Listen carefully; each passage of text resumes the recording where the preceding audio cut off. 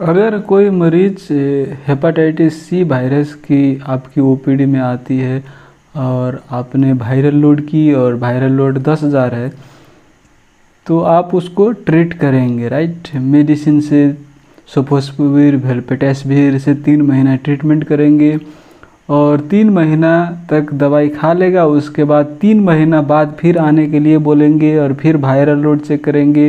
Viral load undetectable हो गई तो आप समझेंगे कि वायरस जितनी थी लीवर में वो क्लियर हो गई, क्योर हो गई।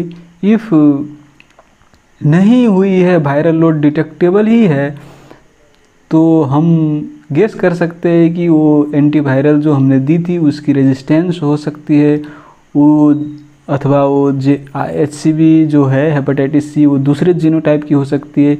इसलिए हमें दूसरे एंटीवायरल देनी पड़ेगी इस वायरस को न्यूट्रलाइज करने के लिए, राइट। तो एक्यूट हेपेटाइटिस हो या फिर क्रोनिक हेपेटाइटिस सी की केस हो, हम ट्रीटमेंट 90 रोज़ तक करते हैं एंटीवायरल से। लेकिन हेपेटाइटिस बी की केस में हम सभी पेशेंट को, सभी मरीजों को ट्रीटमेंट नहीं करते हैं। ट्रीटमेंट कहने का मतलब मैं एंटीवायरल की बात कर रहा हूँ, एंटीवायरल नहीं देते हैं।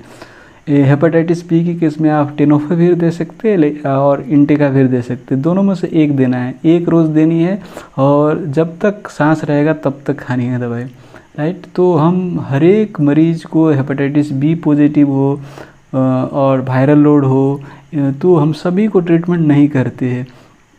लाइक कोई पेशेंट को सिरोसिस हो गई हो लीवर की, तो हम उसको हर रोज़ खाने के लिए बोलते हैं। लेकिन सिरोसिस ना हो तब हम डिसाइड करते हैं कि कौन मरीज़ को देनी है, कौन मरीज़ को नहीं देनी है। उसकी वायरल लोड देखते हैं और ALT देखते हैं कितनी बढ़ी हुई है, HBE एंटीजन देखते हैं कि पॉजिटिव है कि निगेटिव है। इसके आधार पे हम डिसाइड करते हैं। हम हर एक मरीज़ को हेपेटाइटिस बी की क्रोनिक केस को हम एंटीवायरल नहीं देते हैं, क्योंकि इफ़ यू गिव रैम्पेंटली वो जो एंटीवायरल है उसका भी रेजिस्टेंस हो जाएगा और पेशेंट को भी कोई बेनिफिट नहीं होगा।